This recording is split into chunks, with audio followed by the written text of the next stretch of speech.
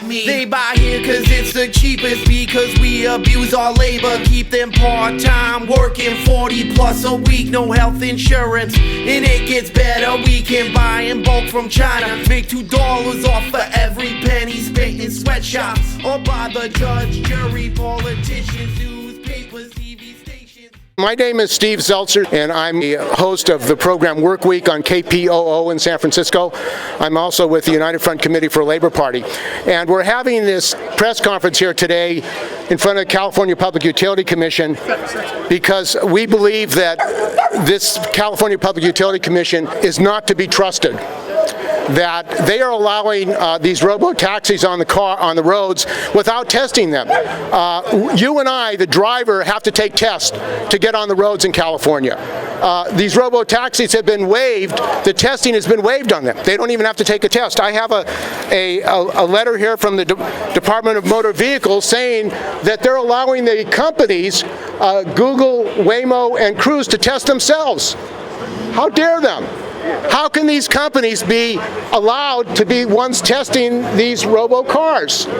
I mean, I think that's unfair, and I think that that is wrong. And this commission, California Public Utility Commission, we have to demand that these cars be impounded and immediately taken off the road. They're violating the vehicular code every day in San Francisco. So we're saying there's flagrant violation of the vehicular code, and yet they're allowing them on the streets, violating this code. And we say that that cannot be. The people of California can't have a double standard for the robo-taxis, the tech billionaires, and the public and the drivers.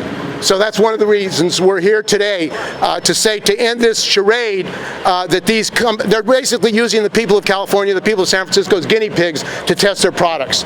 And that's wrong. And we think also, and we're going to talk about it, is the social cost. This new technology, AI, has led to a strike with the writers and the actors and actresses. Why? Because this technology potentially could destroy these industries. Goldman Sachs has said that 350 million workers may lose their jobs in the United States and around the world. 350 million workers. If that's the case, which I believe it is, what is the right of working people and the public to protect their jobs? Or we want to be the wild, wild west and let these companies to do as they please?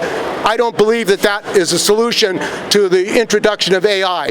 So we're going to have a number of speakers and union people and others and working people talking about this. So our first speaker is Mark Gruberg. He's president of the Taxi Cab Workers Alliance. Welcome, Mark. Thank you, Steve, and thank you. Thank you all. It's Mark, M-A-R-K, Gruberg, G-R-U-B-E-R-G. And I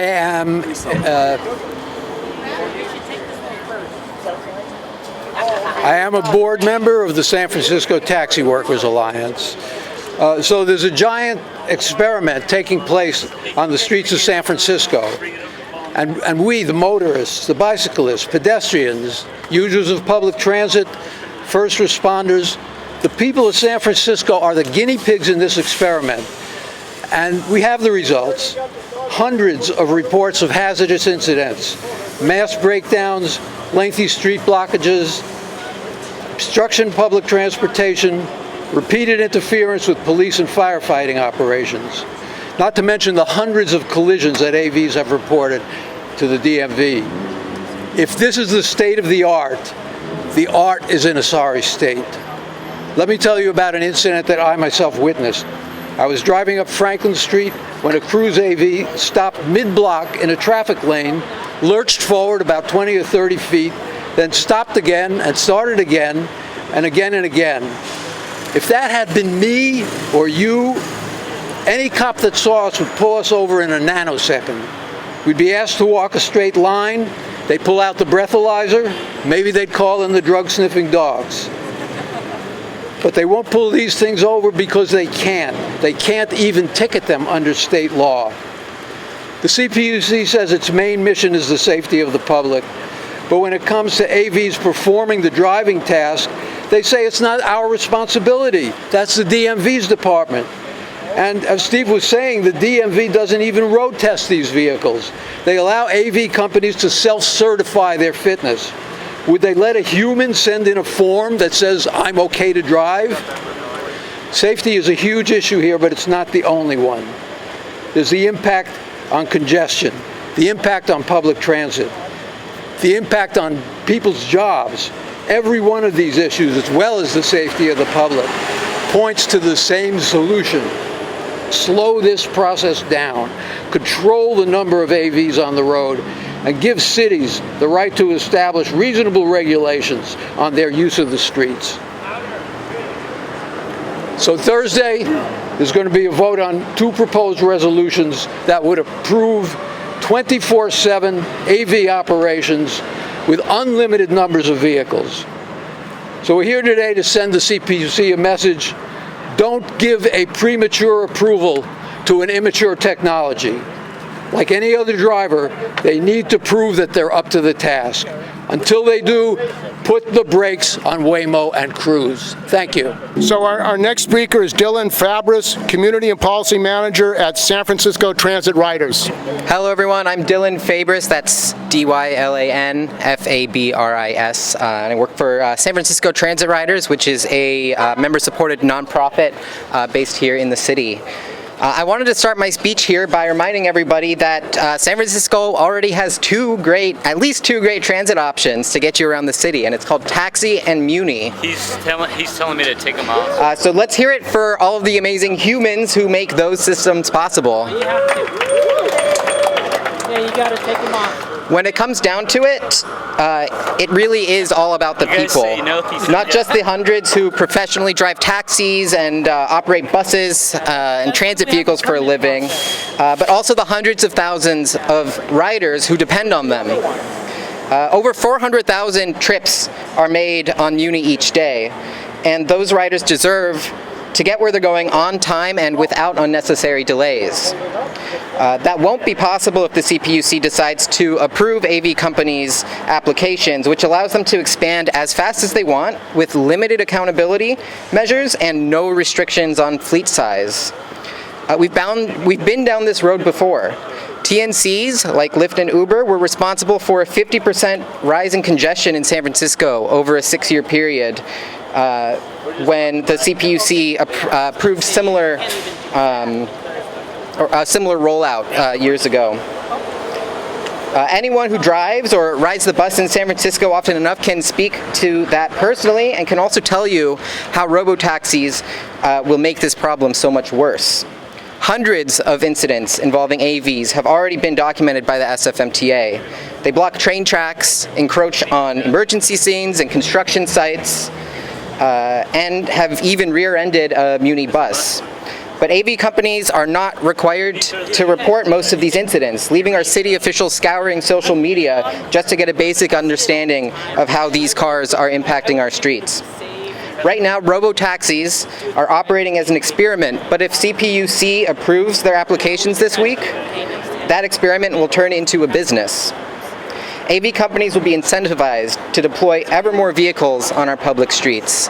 Recently, Cruise's CEO has announced that he wants to blanket the city in Cruise vehicles.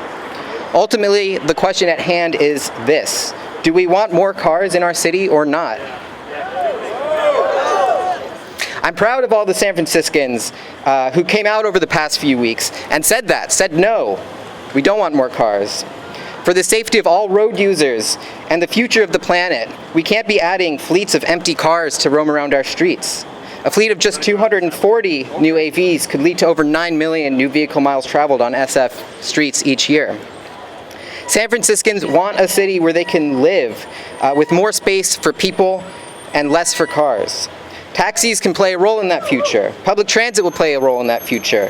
Fleets of unregulated, empty robo-cars will not.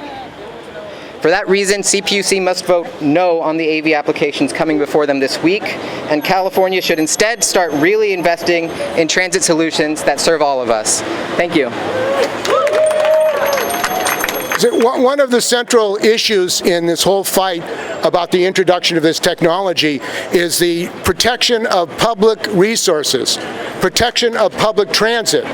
Because the billionaires, Elon Musk and Google Corporation, don't give a damn about public transit.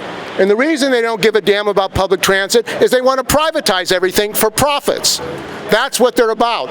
And in San Francisco today, the Public Utility Commission, the Department of Motor Vehicles are allowing, with the support of the legislature, are allowing vehicles on the street that are blocking buses, that are stopping. If a car stops, they stop, and they're not programmed to go around. They don't have the technology. So they're blocking buses, they're causing congestion, and this Public Utility Commission is allowing that. We call on Governor Newsom to immediately demand that they stop this. Why are they allowing unregulated robocars in San Francisco? Why? Is that because they're paying Governor Newsom millions of dollars? Is that because he represents? And I want to talk also, before we get to our next speaker, about Mayor London Breed. She says this has been taken out of her hands by the California Public Utility Commission, which is now regulating it. That is a lie. And the reason it's a lie is if in San Francisco, if you violate the vehicular code, your car can be impounded. Doesn't matter. If you stop in the middle of the street, if you're a driver and you won't go, they'll impound your car. They'll tow it away. They need to do the same thing with these cars. They need to tow them out and impound them. No double standard for these robo-taxis. No double standard for the robo-taxis. So our next speaker is Anthony Ballester. He's president of the Transport Workers Union in San Francisco that represents transit workers in Muni. Welcome, Anthony. Hello, my name is Anthony Ballester, president of Transport Workers Union, Local 250A, Muni coach operators, cable car, and light rail. And of course, fire inspectors are in our local also. I'm against autonomous vehicles. They're always blocking our buses. Whenever there's something in front of a vehicle, a cruise vehicle, it stays there, it doesn't move. About 3 weeks, almost 4 weeks ago, I was at Trans Bay. And you know how the buses going to Trans Bay, a cruise vehicle stay in that lane and it wouldn't move because there are pylons in front of it. So it took about 20 minutes for that vehicle to get out the way, backing up the buses. So, and autonomous vehicles, cannot take place of a human being, because even our operators out there, they see a hazard or they see somebody that needs help, we call it in and we help them. Autonomous vehicles cannot help anybody. All they do is they get in our way. So, I have a fight in this. So anyway, thank you very much. Blocking again of Muni buses. The public need to use these buses. The public need to use Muni buses. We need more Muni buses, more drivers, and yet these cars are an obstacle to public transit. Our next speaker is Edward Escobar. He's been an activist around the defense of drivers and deregulation, the attack on drivers in California, around the country. Welcome, Edward. I'm Edward Escobar, founder of the Alliance for Independent Workers, a Drivers Unite movement. Today, I come before you with a matter of great importance and urgency, of course. It's the future of work in the face of premature rollout of for-profit, fully self-driving robo-taxis that will operate 24/7 on the streets of San Francisco. I am greatly concerned about the lack of regard for its adverse effects on society and the socioeconomic implications for the world. What is the responsibility of our transportation regulators, California Public Utilities Commission, to protect the interests of the millions, if not billions, of workers globally who are at risk of being permanently displaced by this technological revolution? We are living in a time of unprecedented change and innovation, where new technologies are transforming every aspect of our lives. How we communicate, how we learn, how we travel. Among these technologies, none is more perilous in its promise to create a disruptive paradigm shift and usher in, among these technologies, none is more perilous in its promise to create a disruptive paradigm shift and usher in the new age of AI and automation than the rollout of self-driving for-profit robo-taxis. This will radically alter the transportation landscape and the global economy as a whole. Now, tech experts claim that traffic accidents may be reduced by 90%, save billions of dollars in fuel costs, and increase productivity and mobility for millions of people. But we must also ask ourselves, at what cost? And who will pay that cost?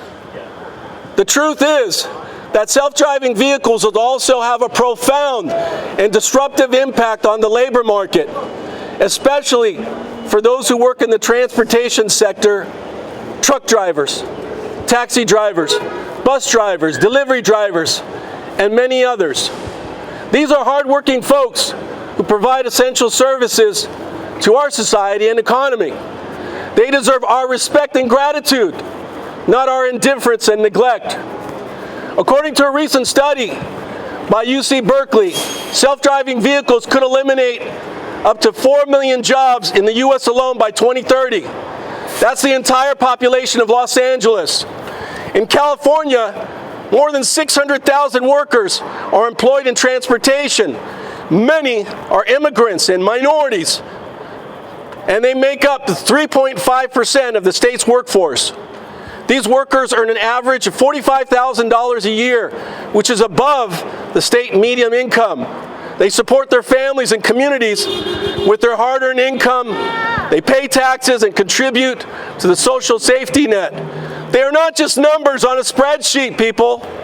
They're human beings with dignity and dreams. So what will happen to these when self-driving vehicles take over their jobs? Will they be able to find new employment opportunities in a rapidly changing economy? Able to afford the education and training needed to acquire new skills? Will they cope with this new psychological and emotional stress of losing not just a job, but their livelihoods and way of life? Will they be able to maintain their standard of living and quality of life? Probably not. People, these are not hypothetical questions. They are real and urgent challenges that we must together face as a society and ask these tough questions. We cannot afford to ignore them or postpone them until it's too late. We cannot allow the benefits of self-driving vehicles to accrue to a few while the costs are borne by the many. We cannot let technology drive us apart. We must use it to bring us together. That is why I call upon our transportation regulators, the California Public Utilities Commission, to take immediate and decisive action to ensure that the rollout of self-driving vehicles is done in a responsible and equitable manner, and that respects the rights and interests of all stakeholders, especially the workers who will be most affected by this transition. Now, the CPUC has a long history of regulating public utilities in California, including electric power, telecommunication, natural gas, water, railroad, rail transit, and passenger transportation companies. But it also has a constitutional mandate to ensure that these utilities provide safe, reliable, affordable, and environmentally sound services to the public. It has a statutory obligation to protect consumers from fraud and abuse. It has a moral duty to promote the public interest and the common good. The CPUC must apply these principles and responsibilities to the regulation of self-driving vehicles as well. The fact is that self-driving vehicles and their current technology level are not ready for prime time. And many other leading city officials, including police and fire, have stated so to the press. There must be full transparency and include the participation of key stakeholders in the evaluation process prior to the rollout of the new technology on society. The CPUC must first ensure that self-driving vehicles meet rigorous safety standards before they are allowed on public roads. It must ensure that self-driving vehicles operate in compliance with traffic laws and respect the rights of other road users. It must ensure that self-driving vehicles are accessible and affordable to all segments of society, especially low-income and disadvantaged communities, and not result in the full privatization of public transportation, causing reduced services to seniors, the disabled, and students who would be drastically impacted. It must ensure that self-driving vehicles are environmentally friendly and reduce greenhouse gas emissions. But above all, the CPUC must ensure that self-driving vehicles do not harm or displace workers without providing adequate compensation and transitional support. It must require that self-driving vehicle companies share some of their profits with the workers whose jobs they eliminate or reduce. It must require that self-driving vehicle companies contribute to a fund that provides income assistance, health care, education, training, and job placement service for displaced workers. It must require that self-driving vehicle companies collaborate with labor unions, community organizations, educational institutions, and government agencies to create a comprehensive and coordinated plan for transitional workers from driving occupations to new careers. These are not unreasonable, unrealistic demands. They are fair and necessary measures that will ensure that self-driving vehicles serve the public interest rather than private greed. They will ensure that self-driving vehicles create more opportunities than problems for our society. They will ensure that self-driving vehicles enhance rather than diminish our human dignity and values. My fellow Californians, we are not against technology.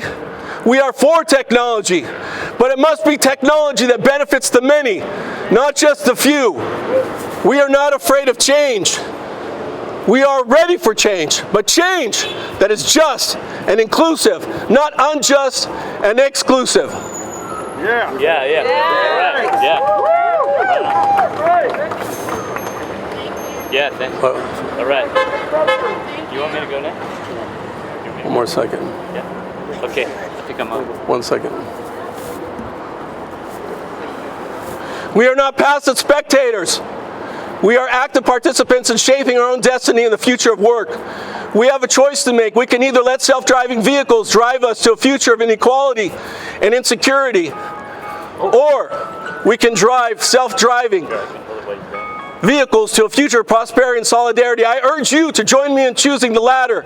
I urge you to join me in demanding that our transportation regulators do their job and protect our workers and our society from adverse impact of self-driving vehicles. I urge you to join me in making our voices heard. Together we can ensure that self-driving vehicles are a force for good, not evil. Together we can ensure that self-driving vehicles are a tool for progress, not regression. Together we can ensure that self-driving vehicles are a vehicle for democracy, not oligarchy. Together, sí se puede, yes we can. Sí se puede, yes we can. Sí se puede, yes we can. I'm Edward Escobar, Drivers Unite.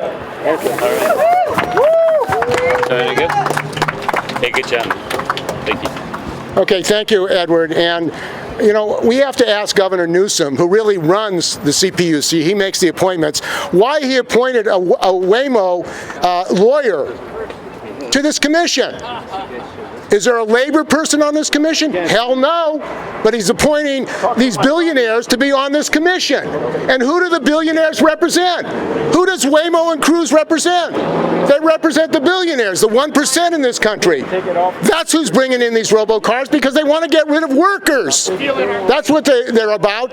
And one of the things that this is connected to very much is the strike of the Actors and Writers Guild, because we have an artist today who's done some art around this issue of technology. And these same companies, Google, are stealing, scraping the internet for pictures and voices of workers, of artists and of writers. And they want to use it for profit without compensating the writers, the reporters, the other workers. And joining us today to unveil his painting is Andrew Kong Knight. He's a muralist and a teacher, and is fighting this use of the technology. Welcome, Andrew. Yeah, hey, thanks, Steve.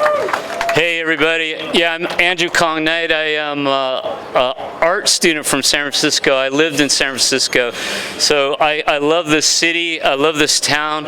And when I heard about the dog, I said, wow, if my dog, what I did was I painted my childhood dog and what it would be like if my dog got run over by a robot car, you know? So I thought it was really poetic. And the Waymo said they saw the dog, like it, but I'd love to know maybe one of you reporters can figure out, was it the dog running out or was it Waymo? Waymo blames the dog though. So I did this painting right here. I was going to put like a crime scene chalk line around it like this. Can you guys hold it? Like a crime scene of Waymo. And I can put it that way. There we go. And yellow tape across. Yeah, and I was going to bring some yellow tape. I had my CI shirt. And then the other side, you guys flip it over I was working the last 3 days almost straight. I didn't get a lot of sleep working on this one, and I was trying to say that when I found out that the police and the fire personnel always get blocked on 911 calls, then my friend Steve told me what's going on with these robot cars. And so you see the firefighters here, she says it's not ready for prime time. And that's our fire department chief. So I listen to her when she says it's not ready. And if we wait, it'll give the little guys a chance to compete against these big Google guys, these big money corporations. So if we can hold off, make it safe. I happen to be a lifeguard in the summer. I go part-time, and we're all about safety, you know? And so I have to go through rigorous training to be a lifeguard, and I hold myself accountable for the people in the water. And I feel that we should do the same thing with these robot cars. And so I have the firefighters fighting the fire, because these things, when they get on fire, as you know, electric vehicles, it's very difficult. That's why firefighters don't like these cars, because they catch on fire, and it's very hard to put out the fire of these vehicles. So I have the San Francisco police here. I have our taxi drivers, and I know you're teaming up with Lyft and Uber, and so I have the taxi guys here. And I have, back to back, the police, as well as, the residents like the skateboarder, back to back. It's obvious to me, talking to people in San Francisco, that we don't want these robot taxis, killing a dog, killing your dog, and stopping an emergency when as a lifeguard, we only have minutes to save a life. And so here's another one. So that painting was a tribute to the dog that was killed by the Waymo, and this painting right here. I'm from Hayward, and nearby Fremont 2 months ago, bicyclist was killed by the autopilot on a Tesla in my neighborhood. So that's a tribute there. I don't know if we could bring it over. Okay, that's good. Yeah. If you turn your camera over there, it's the one I'm talking about. I think we're going to bring it over. I would add that Tesla has been killing drivers, pedestrians, and passengers for years. They've been killing people. And where is the responsibility? Where is the accountability for Elon Musk Tesla? He's testing his algorithms on the people of this country, and it's killing people. It's killing people. It's wrong.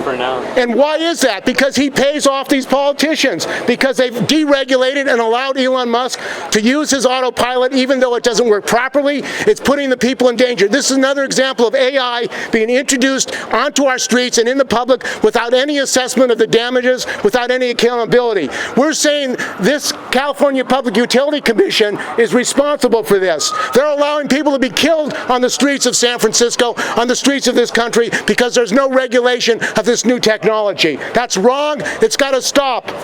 No on robo taxis. No on robo taxis. Yeah, and another thing about the batteries, the sad truth of the matter is with these electric cars. I mean, it is convenient, and we're not against technology. I understand, charge your car, but the batteries, if you research this, in the Congo, they have kids that are picking up lithium and carbon and getting cancer, and that's what I've depicted here. So it starts from the bottom here.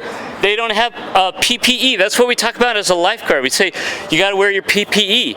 They don't even have gloves. They're just in their shorts. They don't have any protection. And they're mining this lithium. It's a huge problem. It's like, if you're the second richest guy, Elon, you're the second richest guy in the world, can't you give these guys some PPE? I'm asking you right now.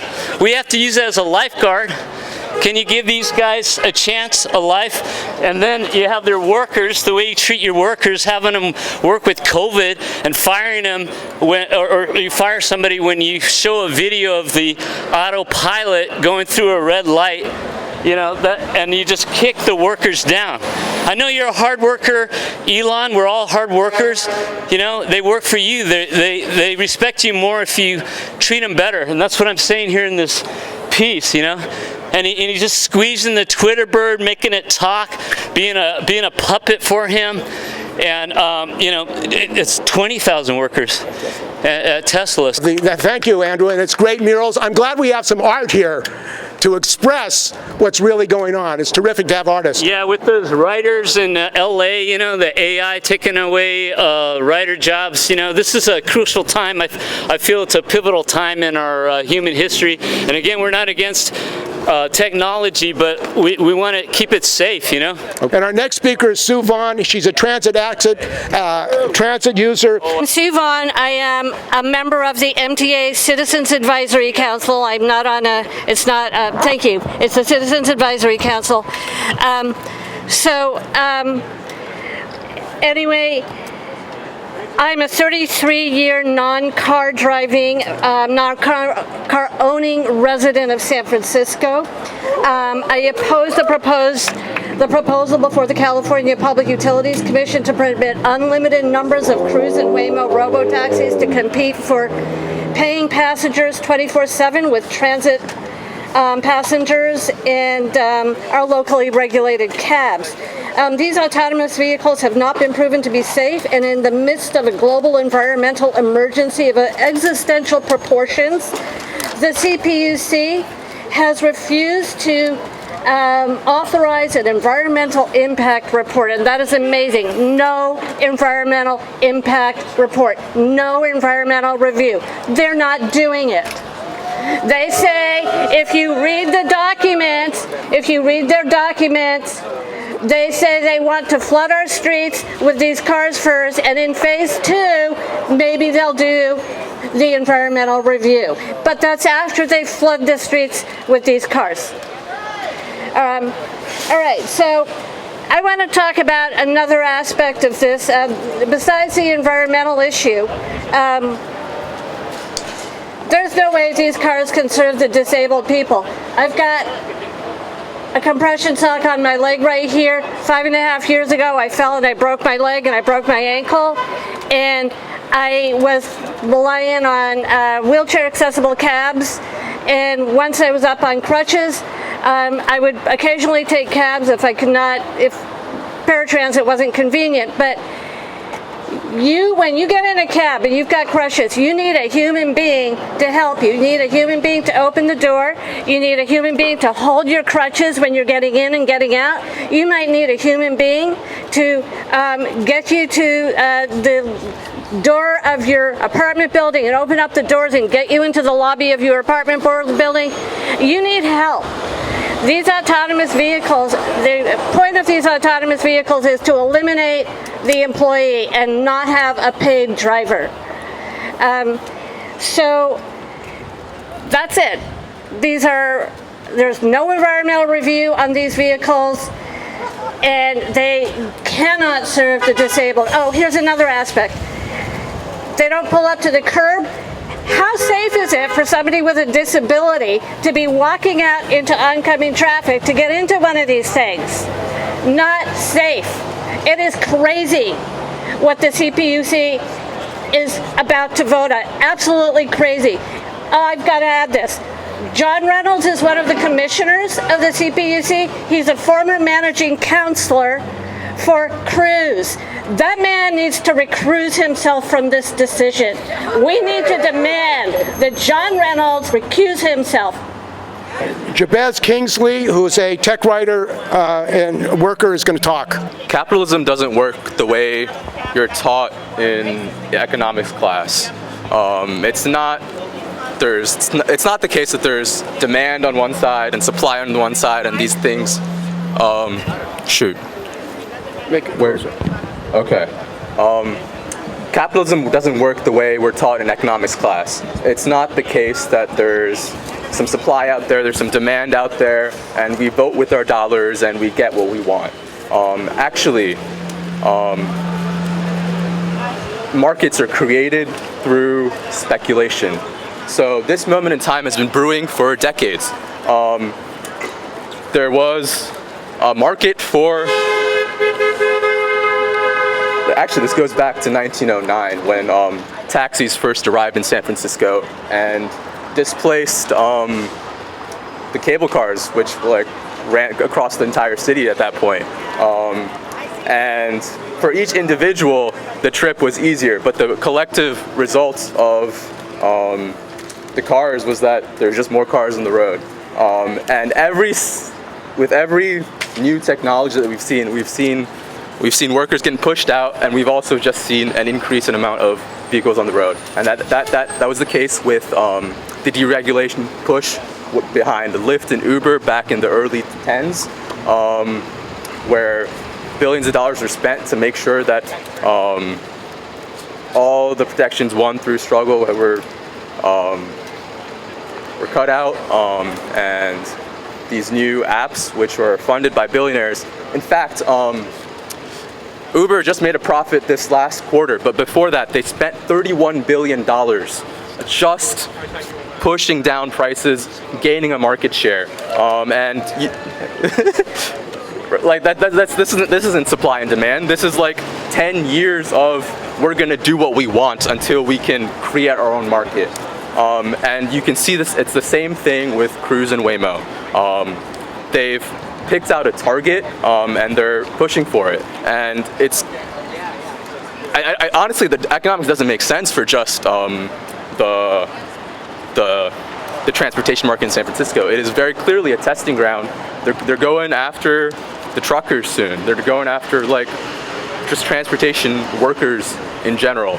And there's this defenders of AVs that it's going to be progress. Oh, it's going to be a solution to climate change. No.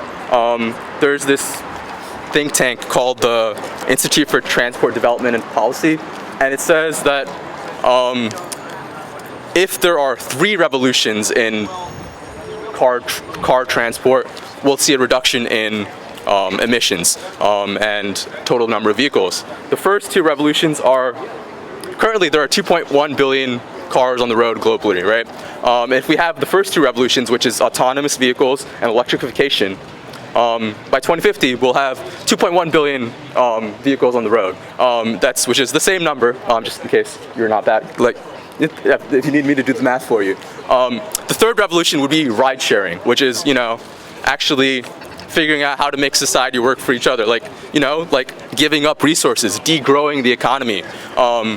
But if we're going to do ride sharing, I mean, there are ride shares going down the street every 10 minutes. It's called a bus, just invest in public transit. Yeah. How about the bus? Yeah, these vehicles are bad. They're planning to put around like 10,000 out here just to like replace, because 10,000 is the number that they estimate that, I'm talking about the Cruise CEO in particular here. They estimate that Uber and Lyft drivers, there's around 10,000 in the city in a given day, so they want 10,000 Cruise vehicles out here. So I think it's very clearly going to, it's going to at best replace these workers, right? At best. And at worst, it's just going to add another layer of traffic to the city. You're going to see a bunch of empty cars, just like you see a bunch of empty luxury houses right now. That's all I got to say. Thank you. Our next speaker is Marcelo Francico. He's a driver. Welcome. My name is Marcelo Fonseca. I am a career cab driver, full-time driving for more than 3 decades in San Francisco. Even though Waymo and Cruise technology is premature and not quite ready for prime time, I'm not here only to oppose technology. I'm here to oppose Waymo and Cruise and Uber and Lyft providing taxi services in San Francisco without paying into the taxi medallion system cab drivers had to and have to. In 2010, then Mayor Gavin Newsom and his hand-picked MTA brought forward a medallion sales program charging cab drivers $250,000 to operate on our streets. As Lieutenant Governor in 2014, Newsom urged the California legislature not to stifle innovation by heavily regulating Uber and Lyft. Now, his hand-picked PUC is just about to give these multi-billion-dollar companies the green light to operate as taxis in San Francisco without the medallions cab drivers still struggle to pay for. They are literally allowing those companies to hammer the final nail into the coffin of the taxi industry.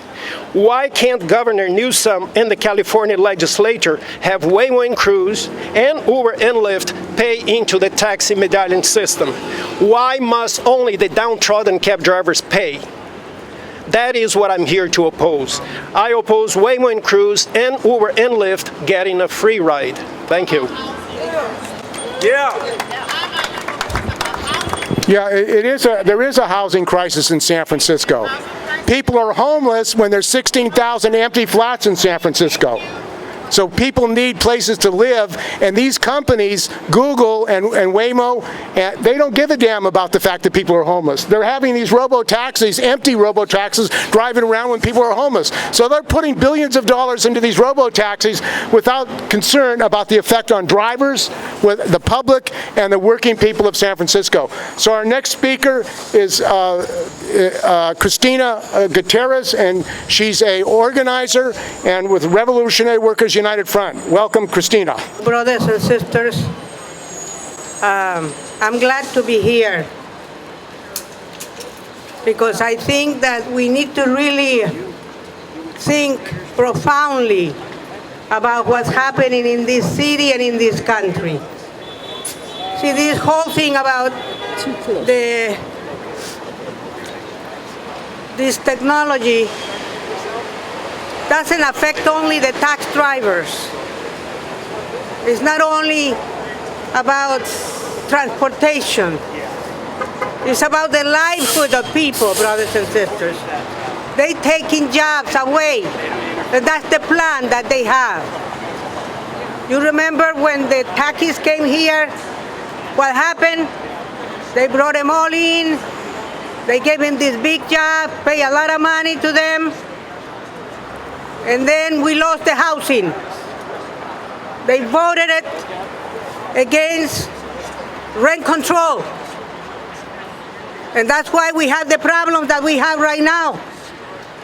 The use of technology against the working people. See, I'm not against technology, but I want it to be implemented when we have another kind of system here that is going to guarantee that it is for the well-being of the working class and not for the rich and powerful. Yes. We need to understand that.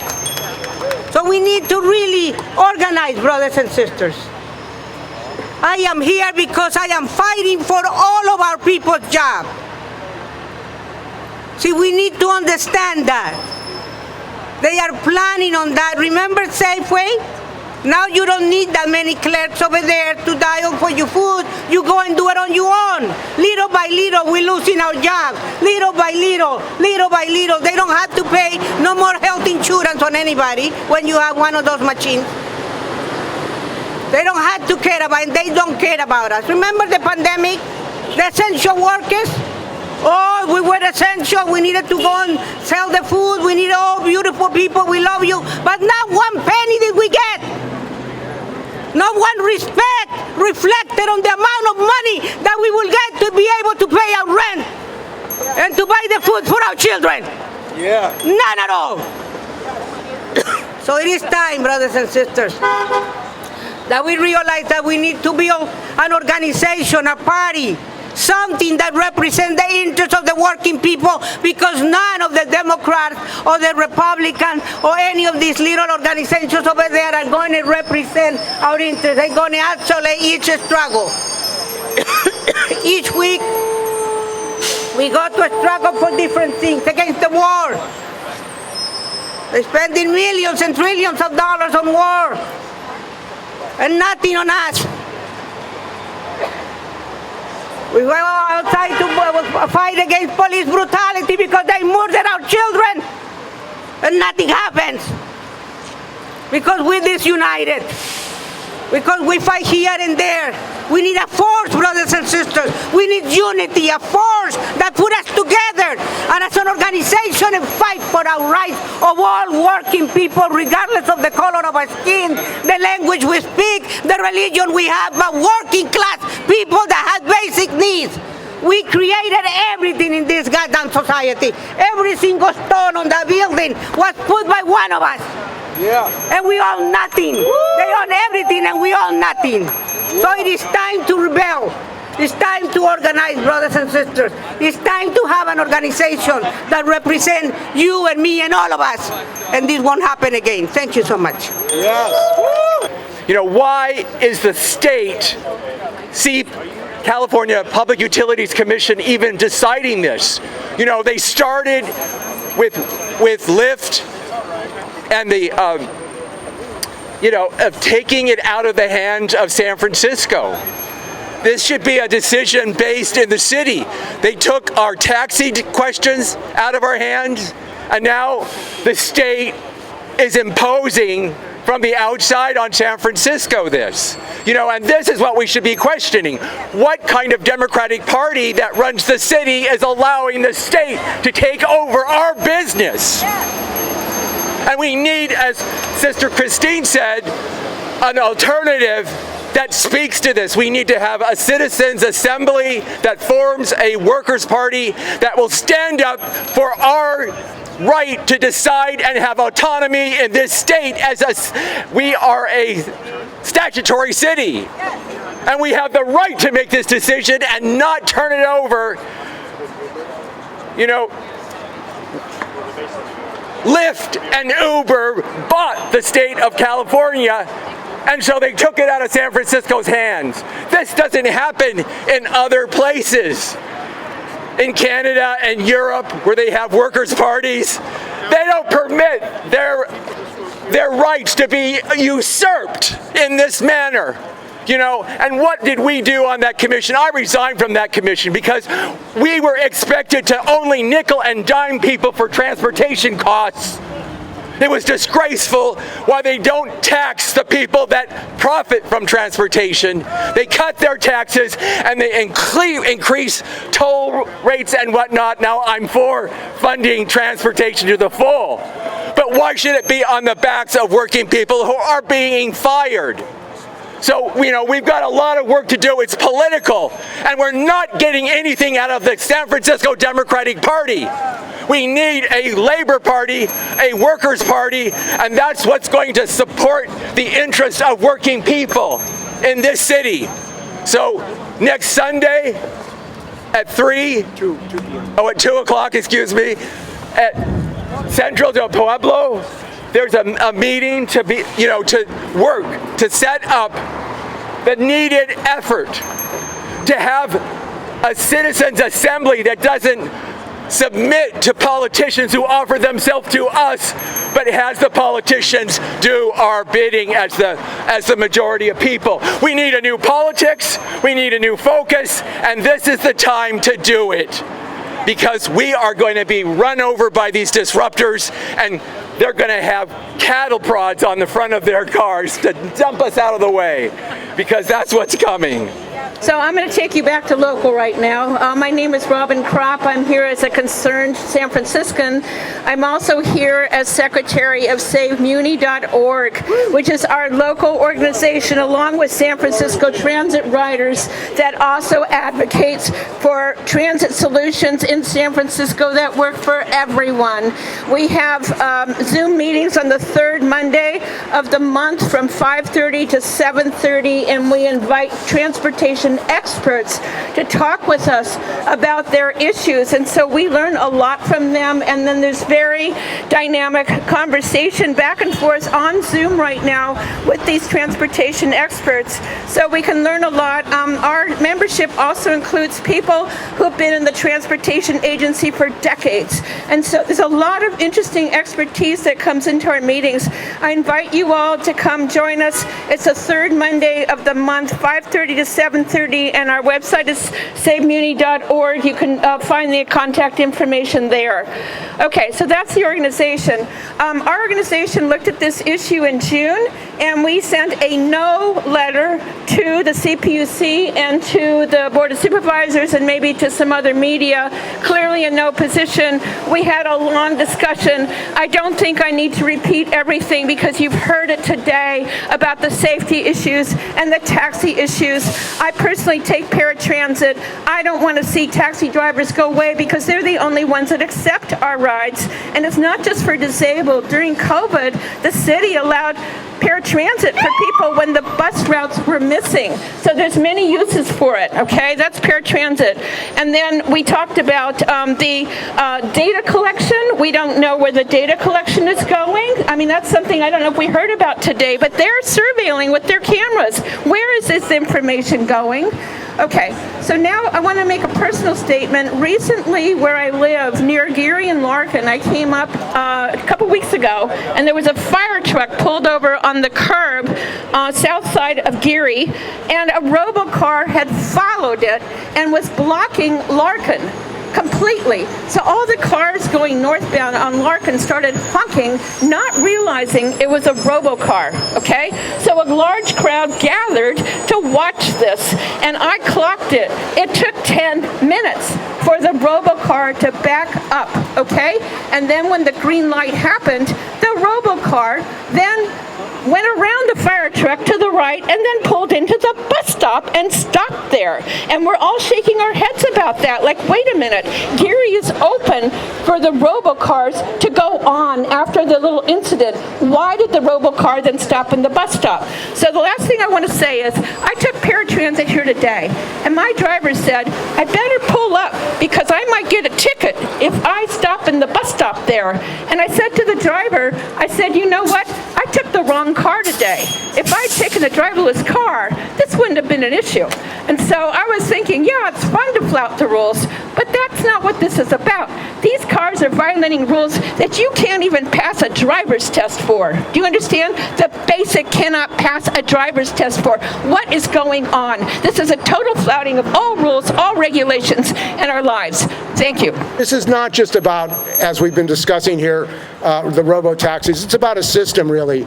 We're talking about a system that is being organized for the billionaires to make more profit by getting rid of workers. And what we need to say to the CPUC and Gavin Newsom and London Breed is we don't accept this robo-taxi. We don't accept this system that is driving people in the streets, that is running over dogs, that is not accountable. And robo-taxis are not accountable to the vehicular code. They've allowed them to be deregulated. They've allowed them to get away. They've given them a pass that all drivers in California have to drive a car. And they say it's okay if they test us, the people, on this technology. We say enough is enough. No more robo-taxis. Shut them down now. And technology should be for working people. Technology should be for the people of this country, the people of the city, not for the billionaires. And that's what is driving this. It's the billionaires who are running this show. It's not the working people and the public. So we say go and testify. There may be another rally this coming Thursday when they vote on it. But for them to vote to allow 200 autonomous vehicles, robo-taxis, to operate 24 hours a day in San Francisco is the beginning of the end for the taxi industry. It's the beginning of the end of drivers, and it's going to wreck this economy. It's going to drive millions out of work. That's what we're talking about. It's the future of working people in this country and the world because it's an international issue. There are taxi cab drivers in South Africa right now who are fighting for decent lives all over the world. So this is an international struggle. It's not just one company. It's not just one billionaire. We're talking about a system that is destroying the people of San Francisco and the people of the world. Thank you, brothers and sisters. Solidarity.